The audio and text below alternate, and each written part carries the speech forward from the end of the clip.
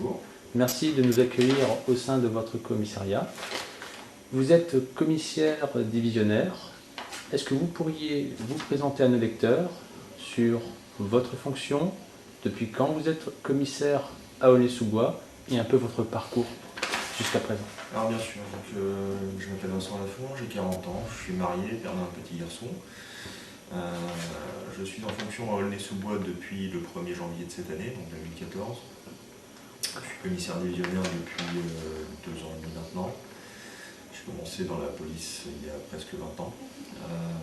J'ai fait plusieurs postes, donc notamment sur Paris, où j'ai fait le 14e, le 19e arrondissement. J'ai été le patron de la BAC de nuit, j'étais sur le 13e arrondissement également. J'ai fait des services aussi logistiques et technologiques, puisque j'étais au service des technologies de sécurité intérieure avant de rejoindre les effectifs de la direction de la sécurité de proximité de l'agglomération parisienne. Donc du 13e, où j'étais commissaire central adjoint, je suis venu ici, où j'ai pris la tête de la circonscription de Aulnay-sous-Bois et du 3e district, qui couvre grosso modo le nord-est du département de Seine-Saint-Denis. D'accord. Quels sont aujourd'hui les effectifs au sein de votre commissariat? Combien de personnes avez-vous sous votre responsabilité? Donc, à titre direct sur la circonscription, c'est-à-dire Aulnay-sous-Bois plus Sevran, puisque ça dépend de la même chose, c'est une même entité, on a un peu moins de 300 personnels. Et puis ensuite, il y a l'ensemble du district qui couvre le Blanc-Ménil, Aulnay, Sevran, Tremblay-en-France, Villepinte, Le Raincy, Beaujour, Coubron, Villemomble et Livry-Gargan, où j'ai une autorité indirecte sur les fonctionnaires qui y sont rattachés, puisqu'il y a des chefs de circonscription qui sont positionnés sur chacun de ces ensembles. D'accord. Alors, au niveau de votre zone de couverture, donc vous parliez de Aulnay-sous-Bois, Sevran, où est-ce que vous déployez le maximum de ressources parmi ces deux villes? Est-ce que vous ciblez certains quartiers ou est-ce que c'est, selon vous, uniformément réparti? Alors, il y a une zone de sécurité prioritaire qui attire particulièrement notre attention. On a une brigade spécialisée de terrain qui est spécifiquement dévolue à arpenter cette zone-là. Cette zone de sécurité prioritaire, c'est sur Sevran, les secteurs Bodot, le Pont Blanc, et sur Aulnay-sous-Bois, la cité dite du Gros Saule, où il y a un important trafic de produits stupéfiants qui existe encore, sur lequel on a beaucoup travaillé. Donc on est particulièrement vigilant sur cet ensemble-là, mais le reste fait l'objet de toute notre attention de toute manière. Donc le secteur des 1000, la cité de l'Europe et la cité des 3000 font partie de nos zones d'action les plus directes. Alors, on va revenir un peu sur le site. Donc le site rue Louis Barrault à Aulnay-sous-Bois. Donc c'est un emplacement. Donc ce commissariat est à cet endroit depuis plusieurs décennies. Il a vécu. Les effectifs ont grandi. Quel est selon vous l'attachement des officiers pour ce site? Est-ce qu'il y a un certain attachement affectif? Ou est-ce que vous pensez qu'au contraire, au plus vite vous aurez un nouveau commissariat et mieux ce sera pour les officiers? Il y a plusieurs avantages à ce site. Outre son caractère un peu atypique et qui fait son charme, il est dans la zone sud. Donc ça donne une forme de confidentialité aux gens qui viennent nous voir pour des dépôts de plaintes. Il n'est pas très loin de la gare. C'est assez fonctionnel aussi pour recevoir des gens qui viennent déposer plainte avant ou après une journée de travail et qui fréquentent notamment notre commissariat le soir en fin d'après-midi sur un secteur de 19h-21h en particulier. C'est là qu'on a la plus grosse affluence en termes de fréquentation.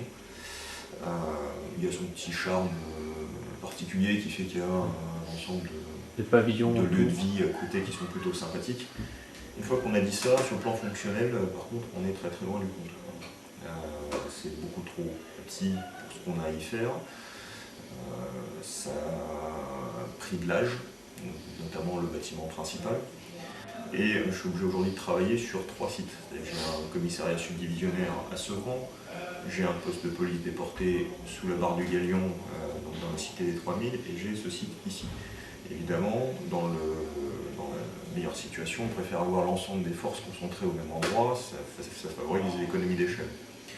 Mais bon, l'idée d'avoir un commissariat sur Aulnay-sous-Bois un peu plus grand et un peu plus staffé, un peu plus pensé pour une activité de police, effectivement, ce serait un plus. Alors, l'ancien maire d'Aulnay-sous-Bois avait insisté auprès du ministre de l'Intérieur de l'époque, hein, M. Valls, sur l'implantation d'un futur commissariat plus grand sur la route nationale 2, à proximité du rond-point Monet. C'est un projet en étude, hein, donc il y a une étude de faisabilité, donc rien n'est inscrit dans les budgets d'État. Vous en pensez quoi? Est-ce que c'est quelque chose qui pourrait améliorer le fonctionnement de votre commissariat? Ou est-ce que vous pensez qu'il y a encore enfin, ce n'est pas forcément le meilleur endroit ou pas forcément de cette façon que vous pourrez améliorer l'efficacité de vos effectifs? Je pense que la réfaction d'un commissariat est absolument nécessaire. Parce qu'en termes de fonctionnement, on n'est pas du tout dans un mode de fonctionnement nominal ici, et la structure immobilière ne le permet pas. On est obligé de compenser difficilement les difficultés patentes qu'on a ici avec la situation. Une fois qu'on a dit ça, l'emplacement, c'est un vaste sujet de discussion avec la mairie, hein, sur lequel il est difficile de se prononcer comme ça ex abrupto. Ce qui est sûr, c'est que des aménagements plus spacieux, des axes de circulation peut-être plus libres, serait de nature à améliorer notre action. Parce qu'évidemment, ici, pour monter sur le secteur nord d'Aulnay-sous-Bois, on est obligé de passer par des points de communication, notamment des ponts, qui sont souvent encombrés, et ça freine notre capacité de projection vers le nord de la circonscription. Et vous pensez que le commissariat a toute sa place à Aulnay-sous-Bois, ou est-ce que la ville de Sevran pourrait, en fonction du foncier disponible, être une solution? Sevran a déjà pris le parti de rénover le commissariat qui est le sien. Les travaux sont en cours et on devrait avoir une livraison peut-être à l'été 2015 sur le commissariat subdivisionnaire de Sevran.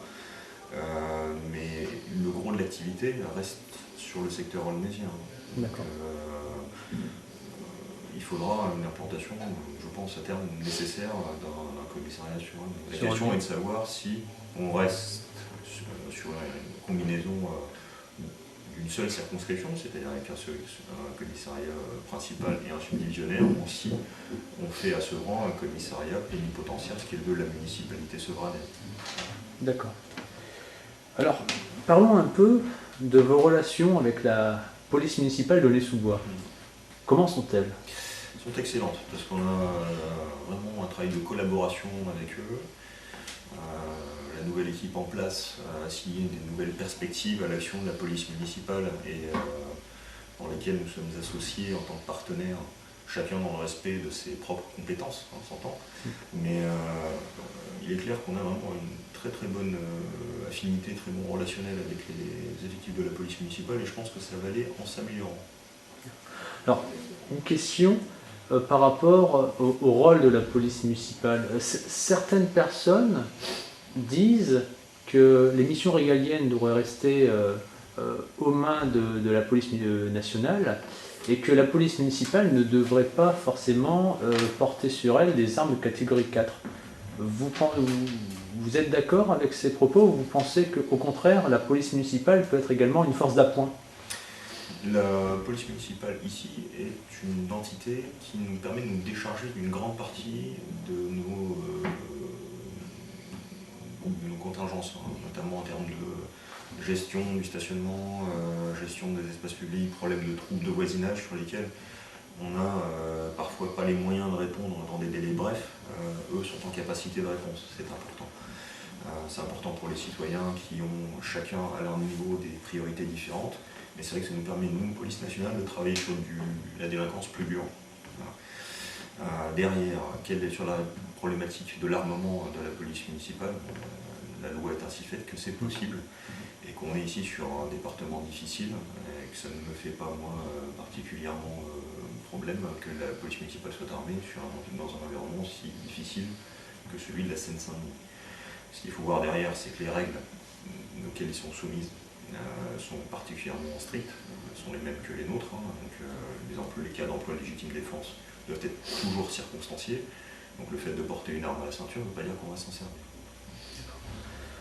Alors, vous parliez des missions assez délicates, hein, donc de l'environnement assez difficile dans lequel les officiers de police agissent. Comment ressentez-vous cette pression sur le terrain, alors, pour vous, mais également pour vos officiers, pour vos agents, qui travaillent parfois donc, dans un environnement hostile, qui peuvent tomber sur des individus pas toujours bien intentionnés et qui nécessitent parfois une prise de décision lourde de conséquences. Comment vous arrivez à régler cette situation? Par exemple, vous avez un agent, enfin plusieurs agents qui interviennent dans une cité, donc il y a plusieurs agents qui interviennent sur une cité dite sensible pour intervenir sur quelle que soit la mission.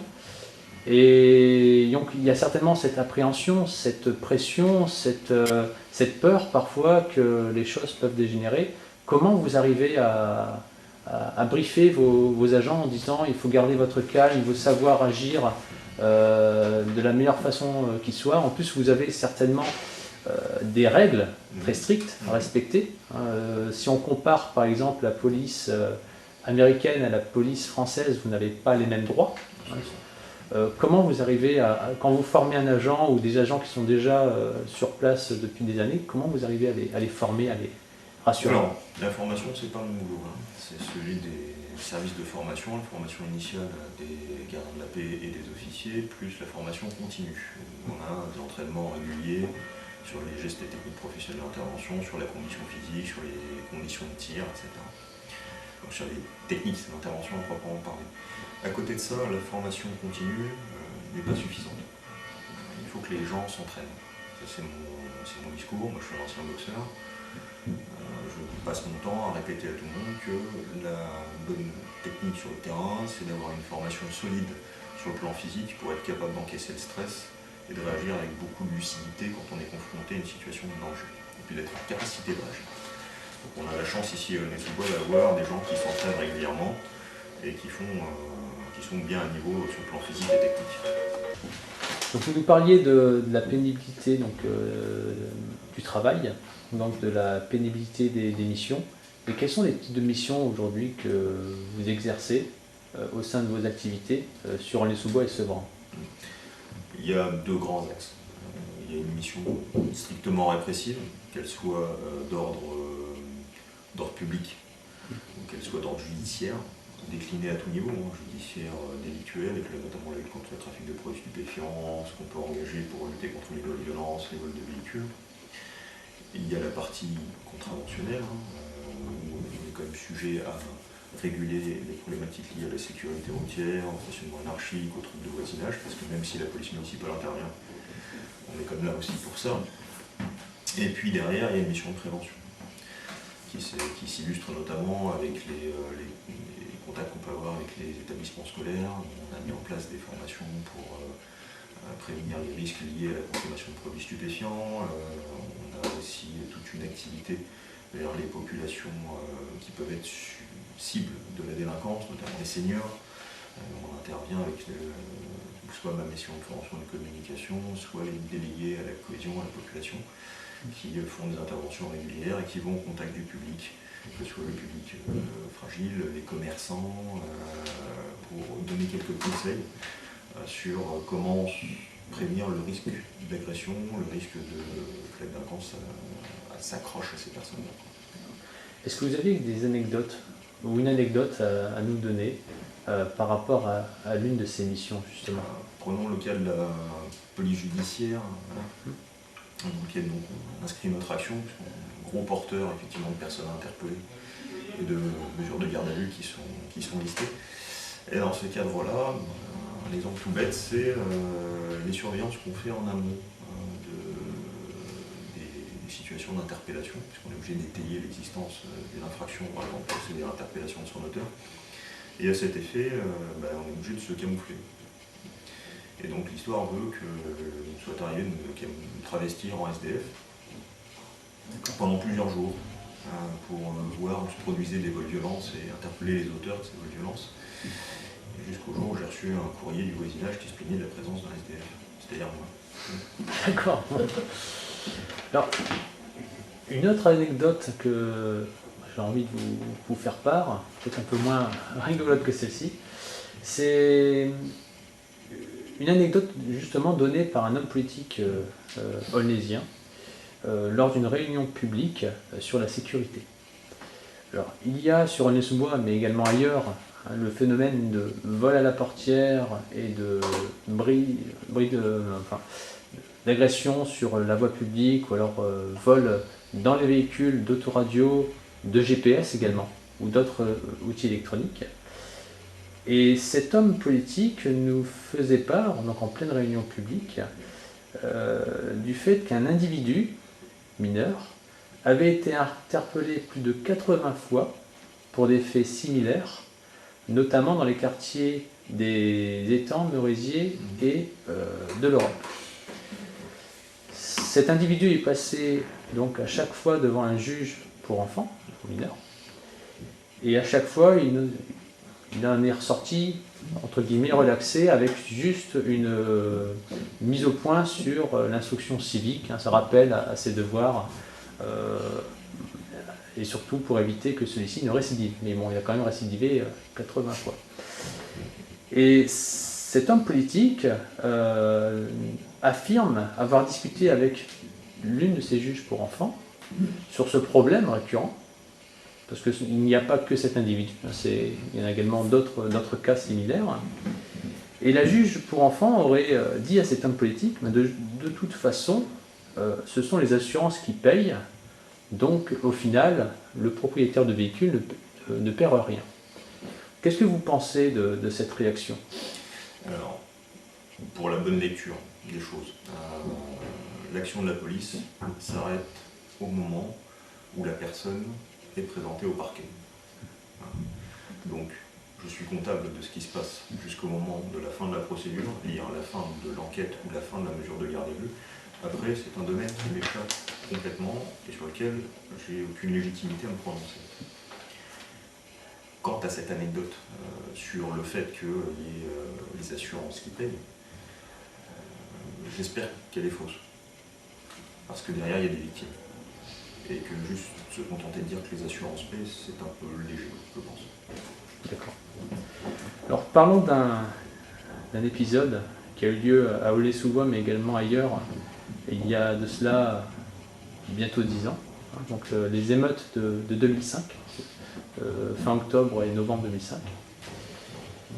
Aulnay-sous-Bois a été fortement touchée.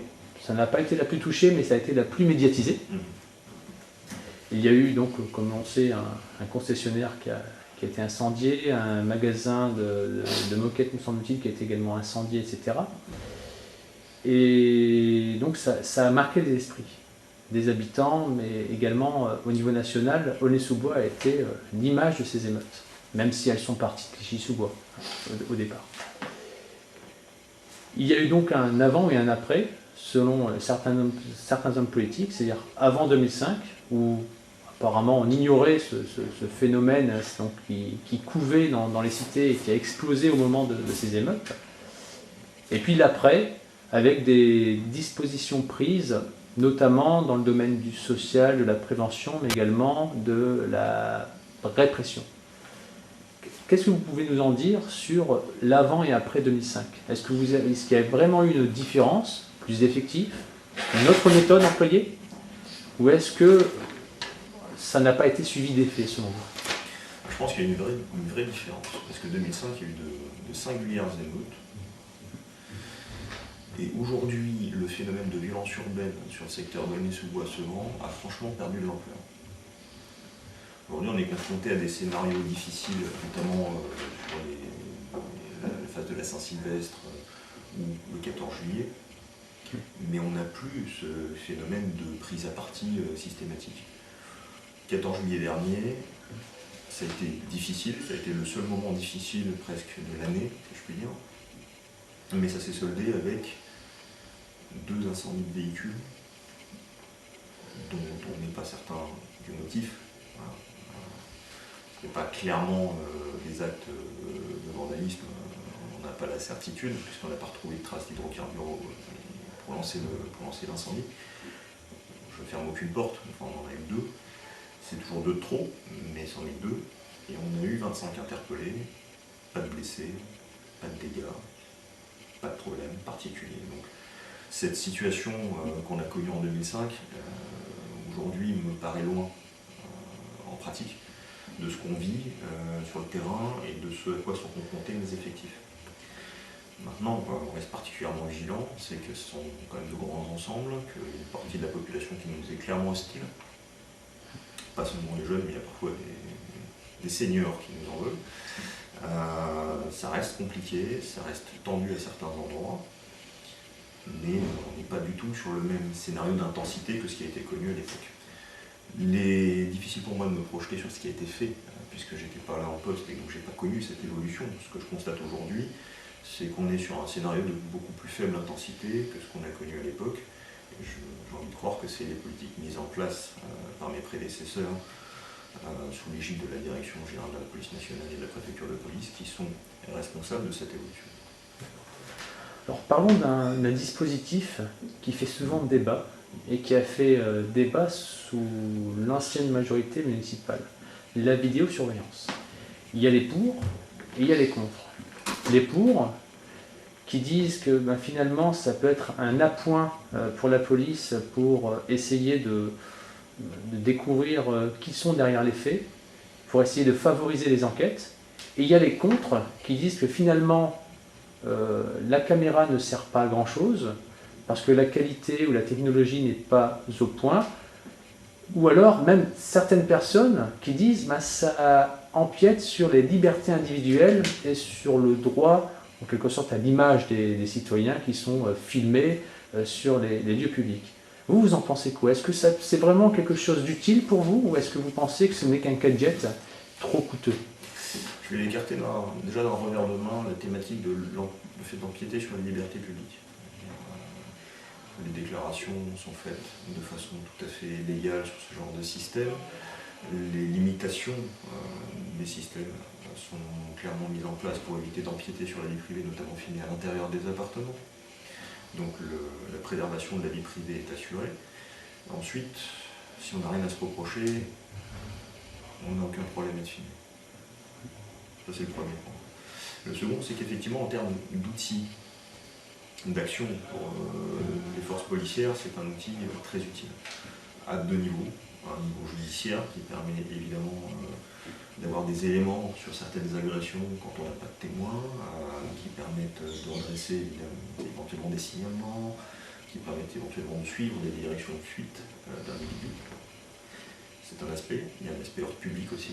Et sur un scénario où on pourrait se projeter sur des prises à partie ou des petites émeutes locales, le fait d'avoir un outil vidéo permet de voir la situation de loin et à nous d'orienter les forces au mieux en évitant de faire des impairs, de tomber dans des guet-apens parce qu'il y en a, ou de passer à côté d'une agression qui sera en cours à un autre endroit. Donc ça permet d'avoir une vision un peu plus large de la situation et donc un peu plus efficace. Est-ce que vous avez peur que la entre guillemets, banalisation de la vidéosurveillance peut avoir une conséquence sur la diminution des effectifs ou est-ce que vous pensez que c'est complètement décorrélé? J'espère que c'est décorrélé, parce que quand on voit quelque chose, il faut pouvoir intervenir. Donc la capacité d'intervention doit être absolument préservée. Maintenant, c'est vrai que la capacité d'une surveillance générale via un système de vidéosurveillance nature à nous faire des économies d'échelle.